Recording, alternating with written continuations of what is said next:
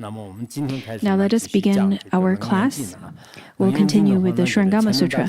Previously, we have already covered on the teachings, including the 5 aggregates, 6 entrances, 12 ayatanas, and 18 dhatus. After we studied the 18 dhatus, Ananda then posed a question to the world-honored one, saying that Buddha had already taught in the previous teachings, saying that all phenomena arise from causes and conditions and cease because of causes and conditions. But now you're saying that it is not because of causes and conditions and not from spontaneity. What do you mean by that? And then the Buddha told Ananda by saying that, well, when I taught the teachings on causes and conditions, that was the teaching specifically targeted to the Shravakas and Pradika Buddhas. But now I am giving you the teachings that is of the foremost truth. From this angle, then the production from causes and conditions or from spontaneity, in fact, are not truly existent either. When I speak of how things are not production from causes and conditions and not from spontaneity, there's a different explanation. From the conventional point of view, of course, we could say that everything derived from causes and conditions and cease because of the causes and conditions as well. However, once you truly make the observation and investigation, you would be able to understand that, in fact, the causes and conditions the causes and conditions of the elements, let it be the earth or water or fire, in fact, they're not truly existent either. These are not completely reliable. And in the next few classes, we'll continuously to further investigate on that. Today, we'll talk about the element of fire.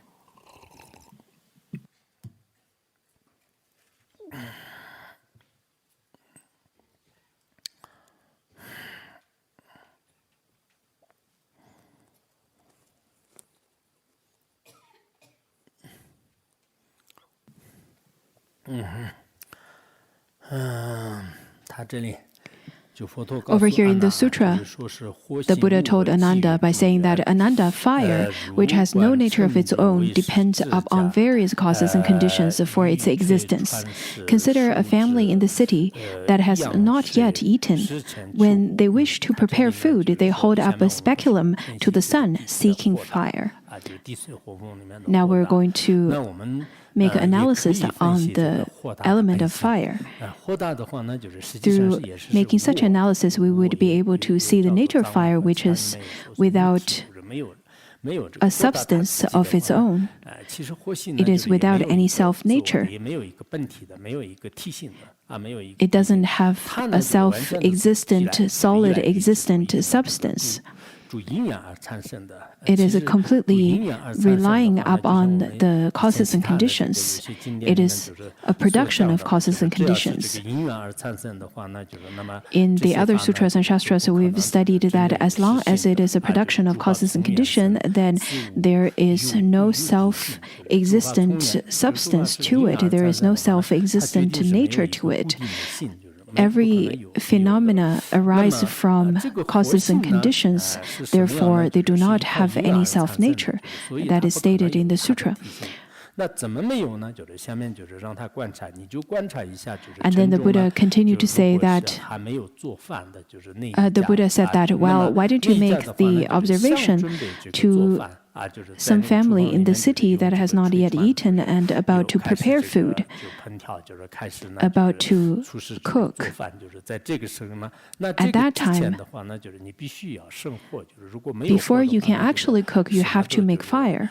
Without fire, you won't be able to make any hot meal at all. I remember that there was this once I wanted to cook some noodle for myself, but I really couldn't turn on the gas stove. And then I tried to find another stove, but I couldn't find any.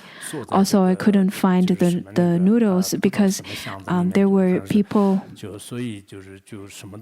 because the house I lived in had lots of mice, the rodents, and therefore, in order to protect the noodles, the host actually locked the noodles in a casket, but I couldn't find it. So there's no fire and no noodle. Anyhow, at the time of cooking, before you need to cook, you need to have fire. And back then, at that time, they have to make fire with a speculum. The speculum is also a fire mirror. By relying on the heat from the sun, we would be able to create fire. When I was little, we used to cut out the bottom of a glass bottle, and then by holding up that glass to the sun, then the fire would be lit. Over here it says that through the speculum, with the support such as moxa and the kindlings, with such kind of conditions, then fire would be lit. And to further investigate on such causes and conditions, you will not be able to find any solid existence of such. The Buddha then told Ananda, by saying that, Ananda, let us look into your suggestion that fire comes forth from mixing and uniting. By way of example, you and I and the 1,250 bhikshus unite together to form a community. However, a careful analysis of the community reveals that every member composing it has his own body, birthplace, clan, and name. The Buddha said that it is just like I am here with the 1,250 bhikshus.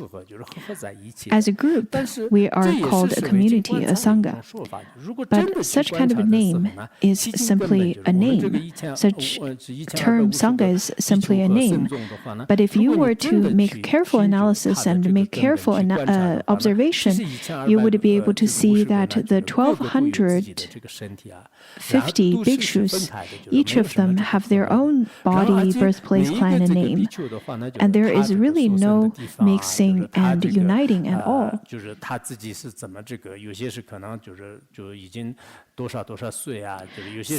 of the bhikshus could be seniors and some could be very young, and each of them have their own clan and their family, come from different families, and each of the bhikshus have their own names.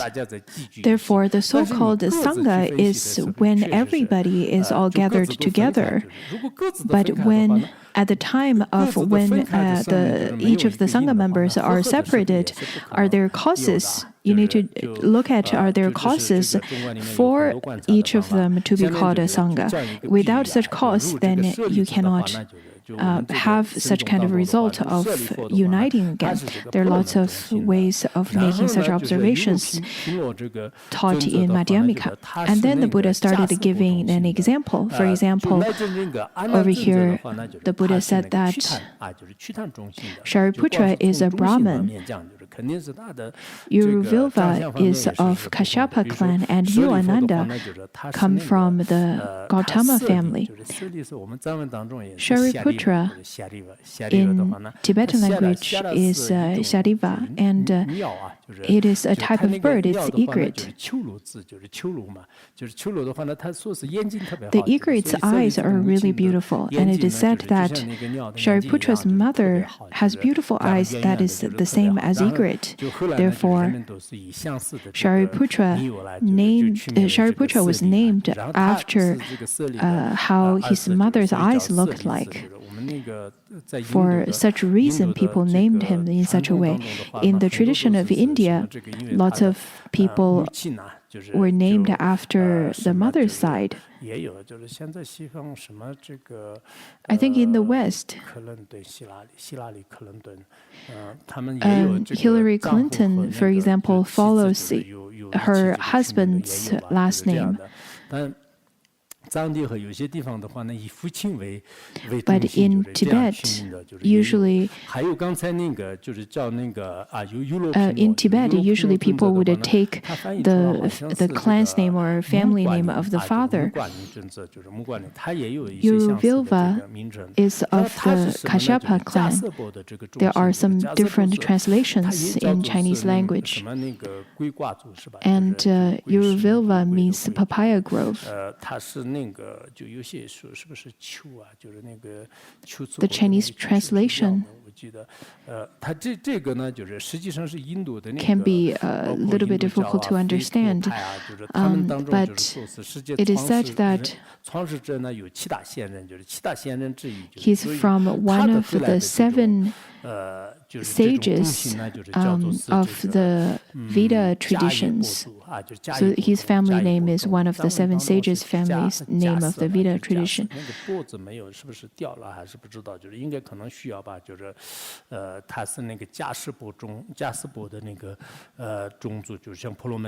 Yuruvilva is of the Kashyapa family. In the Tibetan version, there is no pa after. I'm not sure if it's a typo over there. Maybe it is needed.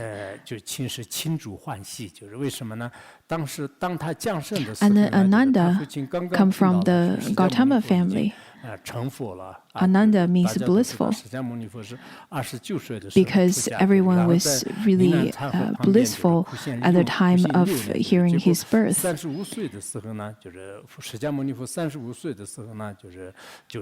the time of his birth, Shakyamuni Buddha had already attained enlightenment. We know that at the time of 29 years of age, Shakyamuni Buddha renounced his palace life and then practiced for 6 years at the bank of Niranjana River. At the time of 35 years of age, he attained enlightenment at Bodh Gaya.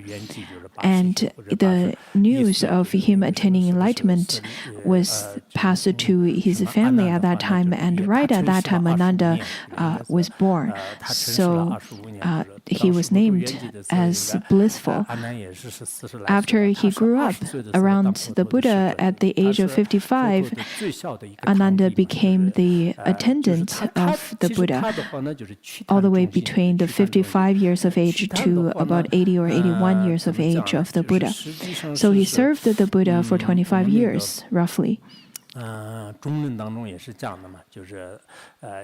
the time of the Buddha passed into parinirvana, then Ananda was around 40 years of age. His last name, Gautama,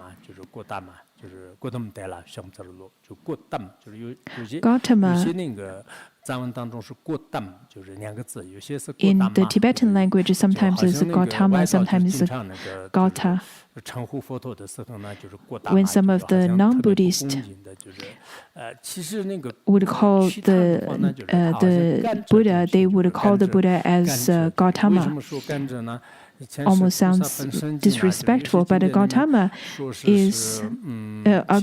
means sugar cane. It is said that the beginning, the origin of the family started from a sage. This sage was really old, and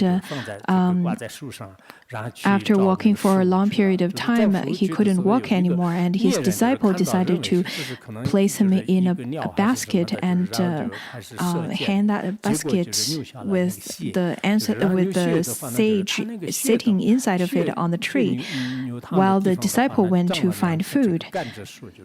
And then at that time, a hunter thought that there was a bird sitting in the basket, so he shoot arrows, which bled the sage, and the blood turned into 2 sugar canes. And after being sunlit by the sun, 2 children appeared, 1 boy and 1 girl. The boy was then named as the king of sugar cane. So that's the origin of Gautama as the last name or the class name for the Buddha. And at that time, the girl his blood turned into was the queen of his. When we were studying the wish-fulfilling treasury, we probably feel that while the very beginning of the human beings could be very much like a fairy tale and sometimes very mythical. Therefore, when we talk about the family name of the world-honored one, it feels it's very difficult for our mind to conceive. Anyhow, at that time, some of the non-Buddhists would call the world-honored one as Gautama. Not only the non-Buddhists, even at the very beginning, when the 5 bhikshus first met Shakyamuni Buddha after he already attained enlightenment, they also were quite disrespectful towards him. But later, after realized that the Buddha had already attained full enlightenment, they started to show him great respect. Over here, it says that Ananda also carries the same family name. He's from the Gautama family as well. Over here, the Buddha said that when you make the observation of mixing and uniting, there is no true existent self-nature that is called mixing and uniting. And then the Buddha continued to say that Ananda supposed fire existed because of mixing and uniting. When the hand holds up the speculum to the sun to seek fire, does the fire come out from the speculum? Does it come out of moxa tinder, or does it come from the sun?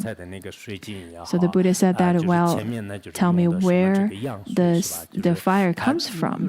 Well, you are saying that because of causes and connections, there is fire. So now you're holding this speculum and the moksar.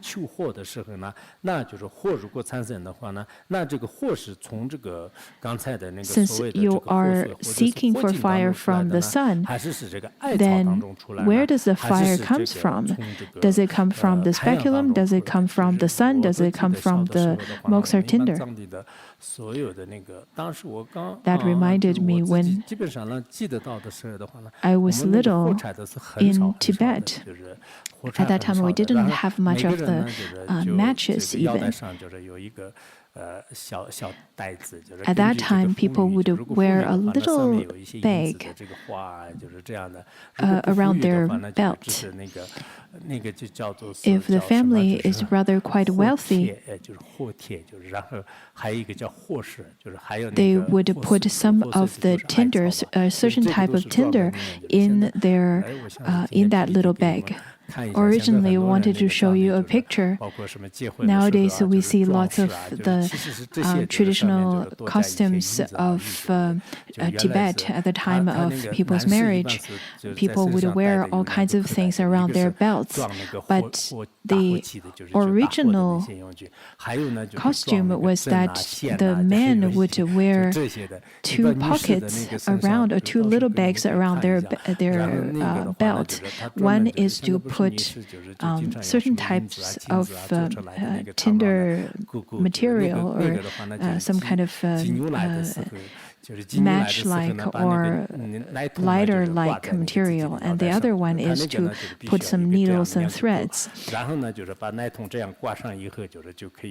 It is rather unlike how nowadays we think that at the time of marriage of the Tibetan people would wear gold and silver and things like such. Rather, they would put very practical things. For example, around the women's belt, though that nowadays the decorations are made of silver and gold and so on and so forth. But in the past, usually the women usually hands different kinds of tools that would help them to milk the yak and so on and so forth. When I was little, we would use the flintstones and then create a little bit of speck of fire to the moksar tinder. The flintstone is white in color. By rubbing the flintstone with the moksar tinder, by rubbing the flintstone, and create friction, then fire would lit up the moksar tinder. We would usually put some tinder or kindle around that area so that little specks of fire would lit up a great fire, which is similar to what I noticed from the tribal people in Africa from my last trip. So in the past, usually that's how people would get fire, from flintstone and from moksar tinder. But in the sutra, it says that by relying on the sun and the speculum, one would be able to get fire. That's something that would happen. That's some common knowledge that people shared in the past. In the tradition, we would say that by relying on the sun, we would be able to get fire. Relying on the moon, we can get water. That's a part of the traditional saying. The Buddha said that, well, suppose, Ananda, that it came from the sun. Not only would it burn the moksar tinder in your hand, but as it came across the groves of trees, it should burn them up as well. So the Buddha said that, well, if you were to say that the fire comes from the sun, then at the time of the sun shining on everything in this world, then everything should simultaneously be burned as well. That is the type of logic. If the fire were to directly come from the sun, then the other objects that's dry at the time of getting in touch with the sun, they should also be burned. They should also have the property of burning as well. But why the moksar tinder is burning but not the trees and other vegetations? This is the first observation. Suppose that it came from the speculum. If you were to say, okay, the fire doesn't come from the sun, it comes from the speculum. Since it came out from within the speculum to ignite the moksar tinder, why doesn't the speculum melt?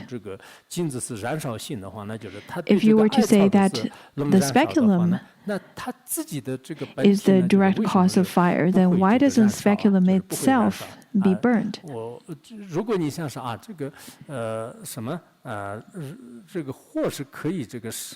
If you think that the moksar tinder is something that could be burned, if that is the nature of fire, if you think that the fire is part of the nature of the moksar tinder, then why doesn't the moksar tinder be burned at the same time?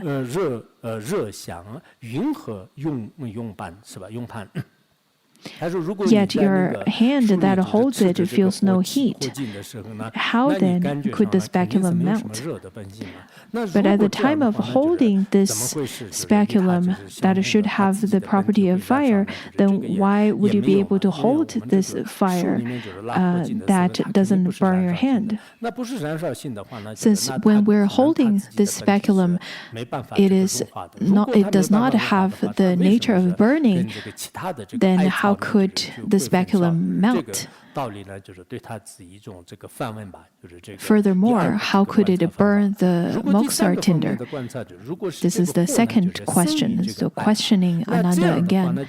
The third way of making observation, the Buddha said that suppose that the fire came from the moksar tinder, then why is the fire generated only when the bright mirror comes into contact with the dazzling light?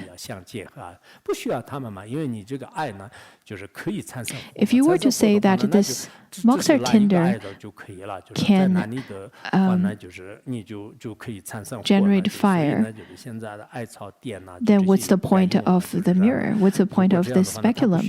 You don't need anything else. You just need tinder and fire. Or you just need the tinder itself. By having the moksar tinder right away, you would be able to have fire. You don't even need the sun, you don't need the speculum anymore. So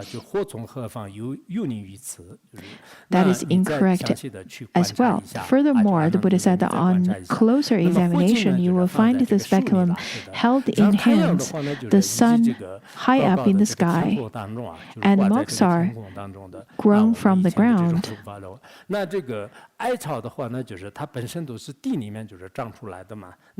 In this way, we can see that one is in the hand, the speculum, and then the sun is in the sky, and the monks are grown from the ground. The three things originated from different places, and they are located at the different places. Where does the fire come from, and how can it travel some distance to reach here? This is very difficult to imagine, isn't it? If this is truly because of causes and conditions, yes, we could explain it that way. If we were to make the observation of from the conventional aspect, then yes, the seed should be able to sprout into a bud and sprout. But when we look into how the fire is created, for example, from the lighter, such kind of causes and conditions are quite miraculous, really. The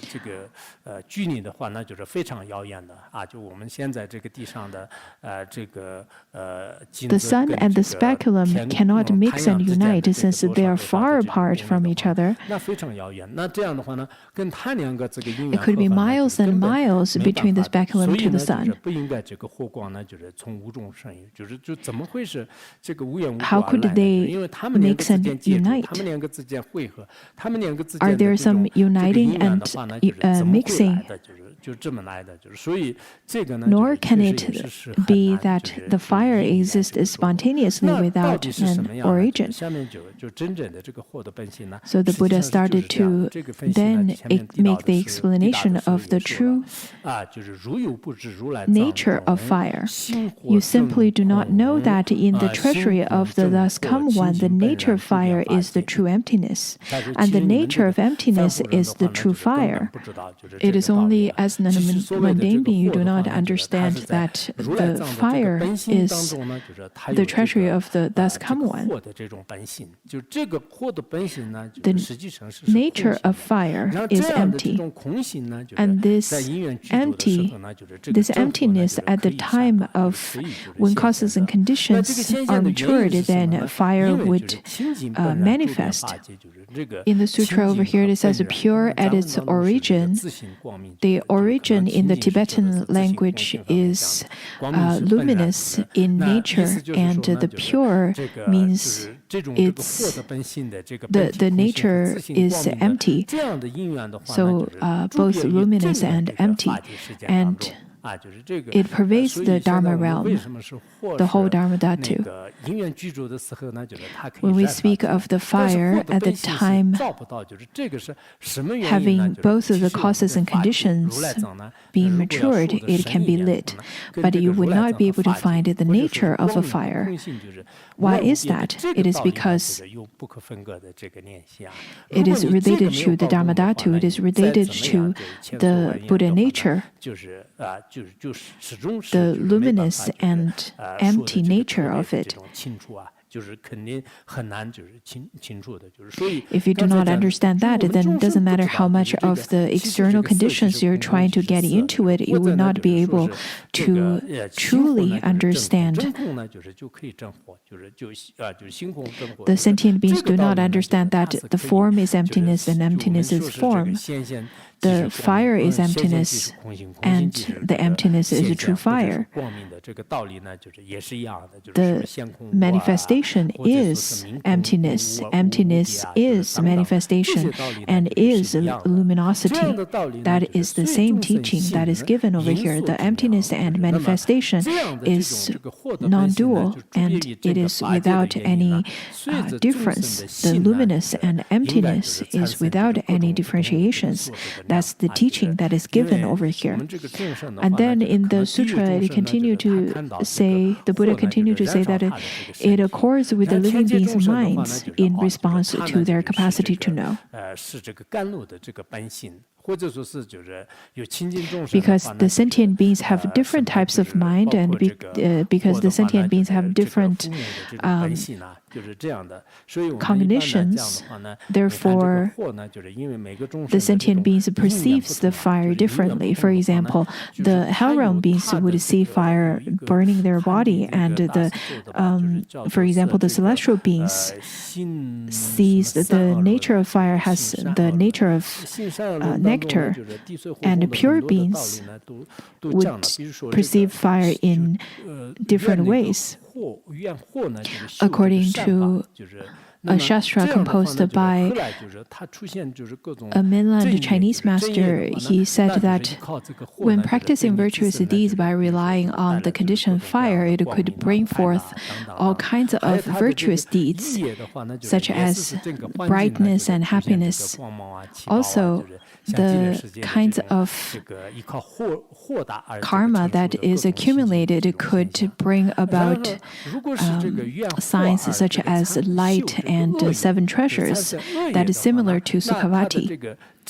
Also, by practicing the maturation of the element of fire, one would be able to see all kinds of pure phenomena as well. If you were to rely on fire, the conditioned fire, and practice the vicious deeds such as the negative deeds, then through that you would see the kinds of fire that is similar to hell realm, to hungry ghost realm, or fire that is burning your own physical body as well. In terms of the manifestation of such kind of vicious karma, then one would perceive the kind of environment being vicious as well. That's related to fire. I think all of us sitting here, we all have a very different perception of the different elements. If you have positive karma with fire, then your body's nutrition or the meals that you eat would be warm. Also, it could bring about happiness and light and warmth. For people with negative karma with fire, then maybe it could cause high blood pressure, and the fire elements could also bring about discomfort to light and discomfort in your body temperature. So the same fire elements could bring about different feelings to us. It could be happy or it could be suffering, and that is very much correlated to our own karma. The same fire, in the nature of fire, in fact, it is the Buddha nature, and the nature of it is empty and luminous. It is simply the manifestation is different for different sentient beings because of the different karma that sentient beings would have. So the fire element is quite important for all of us to bring happiness, a good and balanced fire element. This is very much correlated to our past karma. I've contemplated that recently we've had pretty good electricity, very stable. In the past, we had to work very hard to get the fire elements. We had to pick up different kinds of branches to kindle the fire, and some of the cow dungs as well to kindle the fire. But nowadays, all you need to do is to switch on the electric stove or microwave or gas stove, whatever kind of tools that you would have to cook. Also, in the past, we had to use those gas light, but now you just need to switch the light.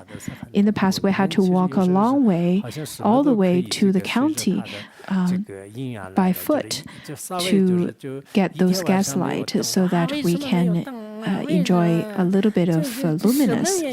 But nowadays, if we don't have electricity for one night, people would start complaining, why is it not working? Why don't you guys work harder to get us electricity? I think it's important for us to cherish whatever infrastructure that we have.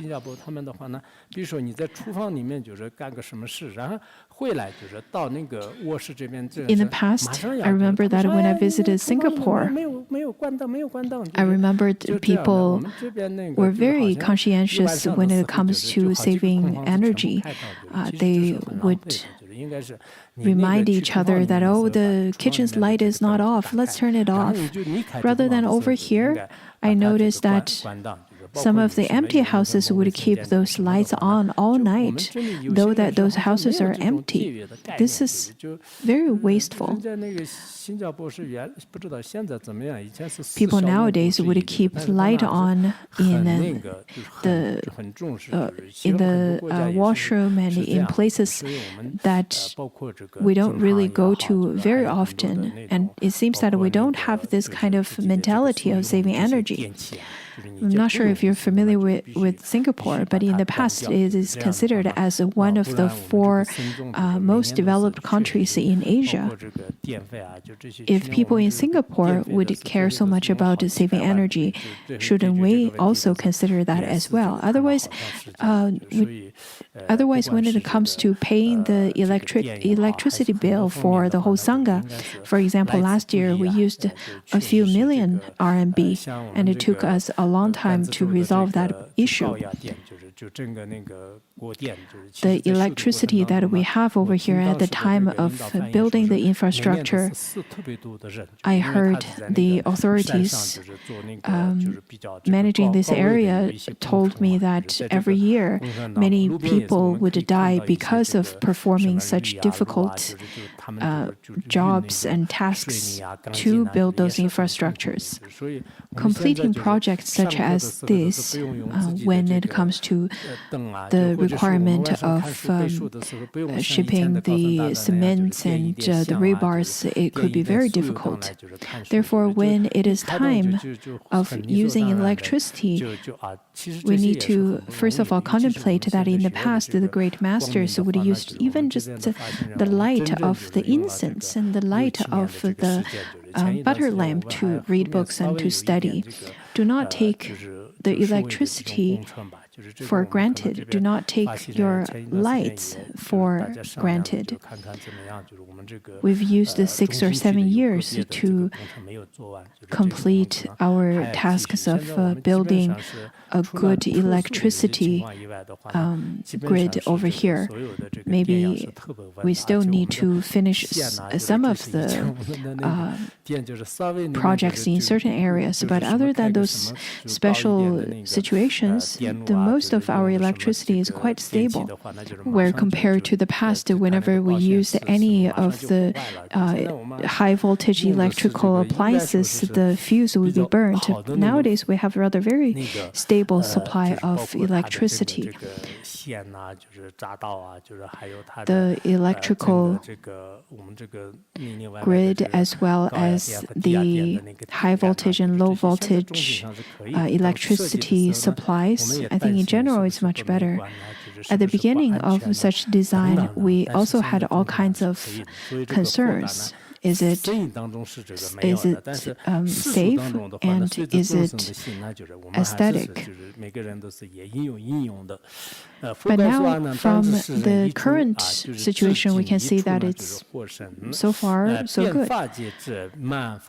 Anyhow, over here, it says that this fire element is not existent in the absolute truth, but in the conventional truth, along with the sentient being's mind, each of us would have the various kinds of manifestations and experiences of the fire as well as its applications.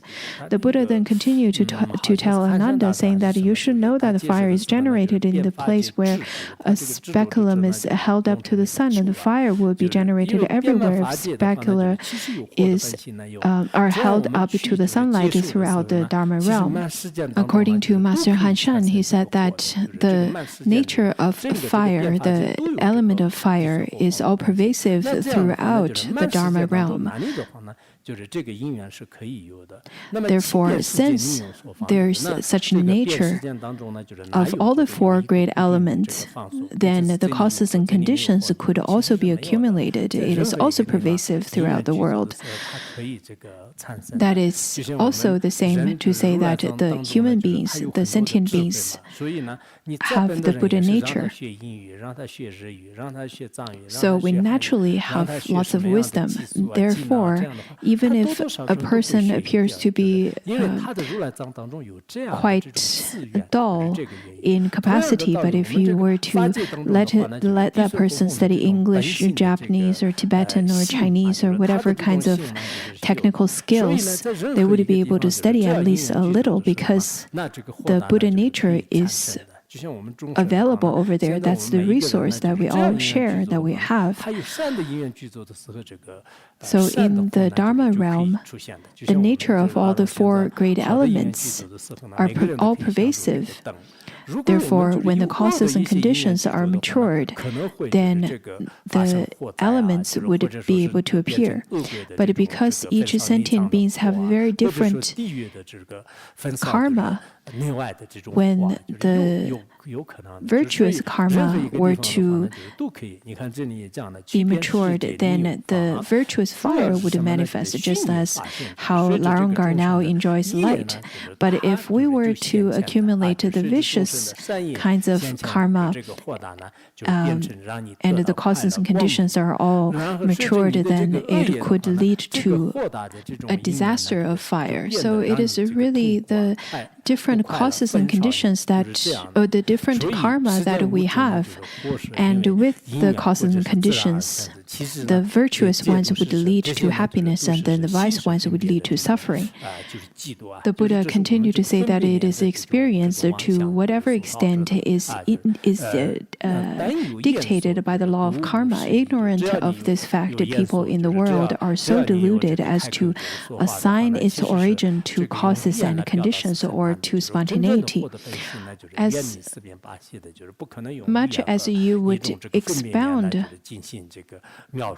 through speech, then it would be extremely difficult to truly understand the nature of fire, since the nature of true fire is devoid of the four extremes and 8 types of elaborations. It is not some kind of concept that we can describe or we can express through language. Rather, the nature of fire is as such.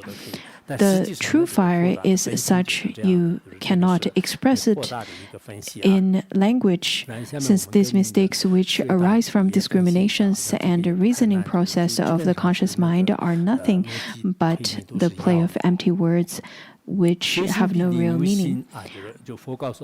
Now, the next one is the nature of water. Ananda, water is by nature unstable. There is no stable nature attached to water. It is not permanent. When it comes to water, as you know, it does not stay there permanently. And then the Buddha continued to give an example of various kinds of sages.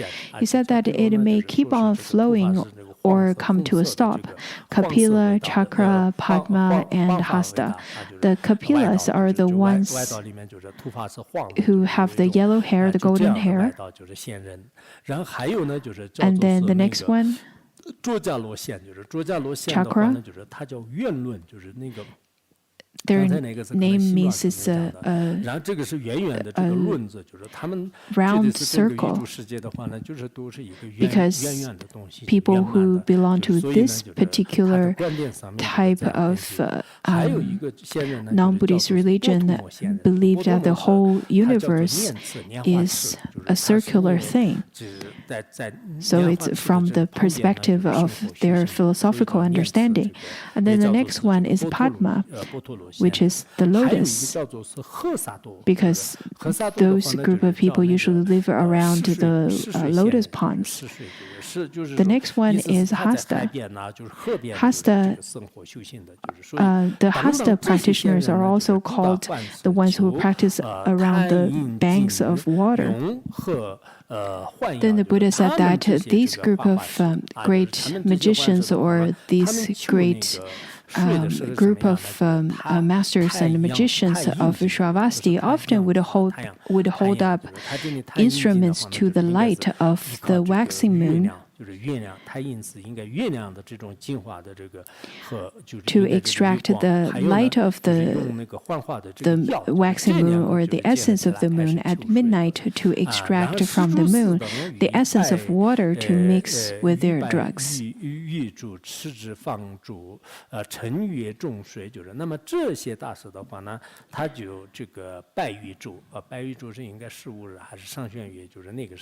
At the time of waxing moon or the full moon's time, this group of magicians would hold a certain instrument. 方柱的话呢，意思就是也是这个岁的岁尽吧，就刚才不是靠着太阳的或尽嘛，就是这个是方柱是指的是也是依靠这个去岁的有一种这个器皿，就是according to some commentary, it says that this instrument is a crystal. 方柱的柱子，方柱的柱子就是方柱的柱。 There are some different Chinese characters according to different Chinese masters. But it is a type of crystal. So through this type of crystal as an instrument, these magicians would seek for the essence of water through the moon.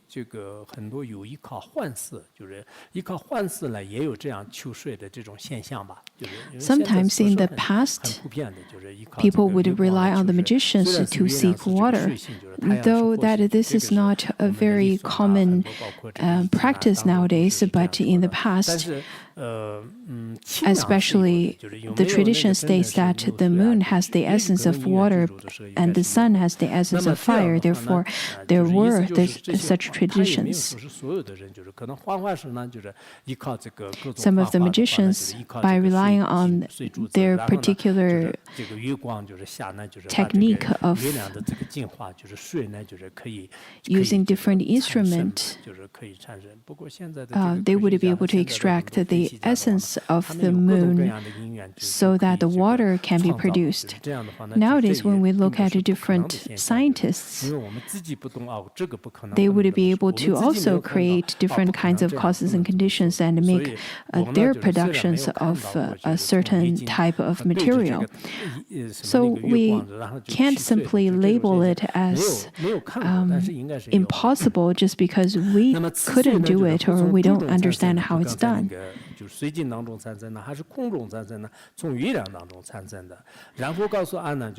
Now the Buddha continued to tell Ananda, does the water come out from the crystal ball or does it exist from the space?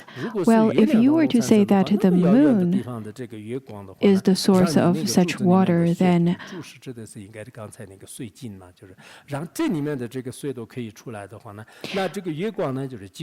when the water passes through a crystal ball, it gives water. But why wouldn't the moon flow water and descend water to other areas such as grass and trees and groves?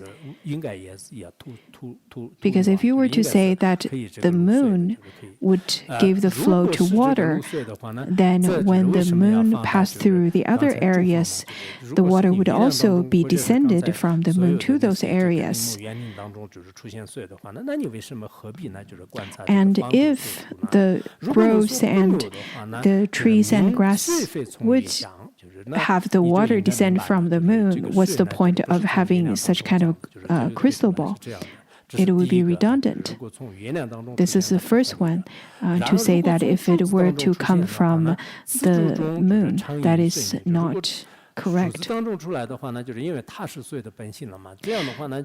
If it came from the crystal ball, then it should flow from the crystal ball at all times. Why should they have to wait for midnight and then at the light of the full moon to receive it? Why to wait until the time of full moon and you have to wait till the midnight and wait for the correct time to to receive the water. If it came from the space, which is by nature boundless, it would flow everywhere until everything between earth and sky was submerged.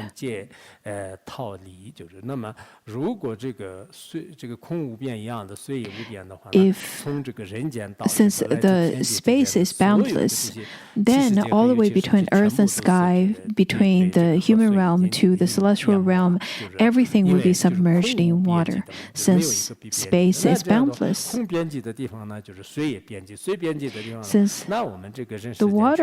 the space is boundless, therefore the water would be boundless as well if you were to say that the water came from space. How then could there still be traveled by water, land, and space? Then what's the difference, and why would you further differentiate the boundary of water, land, and space?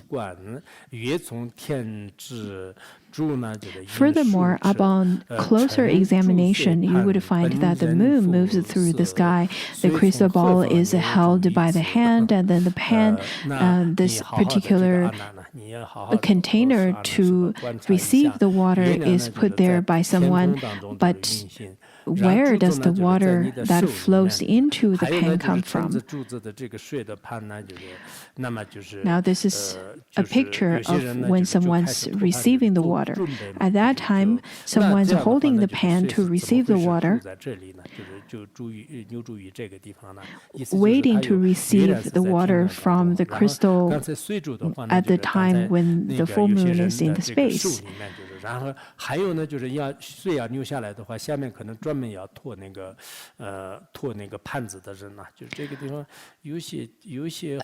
The Chinese version, where it says that the pan that is holding by someone, the someone is considered as the magician, but according to some other masters in their commentary, it says that someone is just a person waiting there to receive the water to the pan. So the whole scene would be that someone is holding the crystal ball, and then someone else is holding the pan, waiting for the water to descend from the crystal ball to the pan. But when you truly make the examination, there is no way to say where the water comes from. There is simply a series of causes and conditions.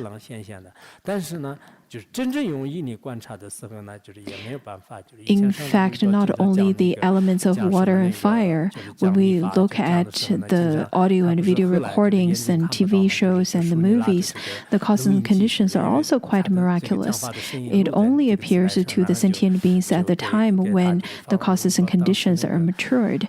But when you truly make the examination of the different of the particular manifestation, there is no way to find a true nature to it. When Ponzo Rinpoche gave teachings in the West, he used a very small recorder, a cassette recorder, and now I have collected it in the exhibition place of a Domang Monastery. There is a small exhibition place of Ponzo Rinpoche.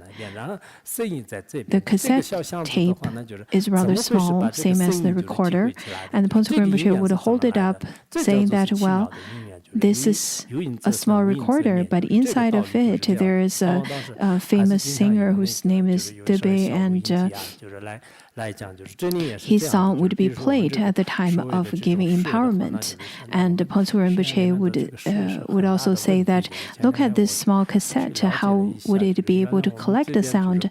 And the causes and conditions are indeed quite miraculous. If there is causes, it will be the production, and without such causes, then there will be cessation of such kind of sound. Ponzo Rinpoche would use that example. When it comes comes to the water, now the water is rather very much of a big problem in our institute.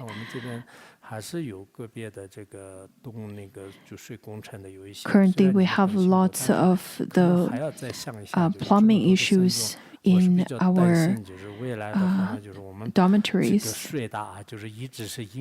and lots of the practitioners who are serving the Sangha by helping out with the plumbing issues and with the various projects over there are working very hard and sometimes get very disheartened that nothing's coming to fruition.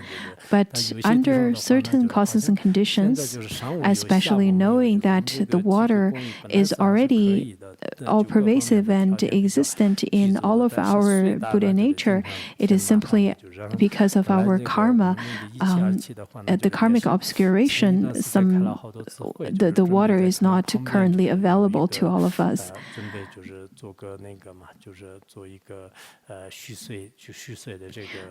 I've had numerous meetings regarding to our dormitory water issue, and we've talked about building a large reservoir made of stainless steel, but we still need to consider lots of other issues that could be related to it.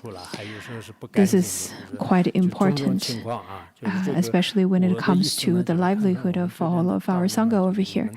So the water, when it comes to the water that is already existent in our Buddha nature, sometimes it could naturally flow out, and sometimes it's very difficult to flow out, and sometimes it's pure, sometimes it's impure.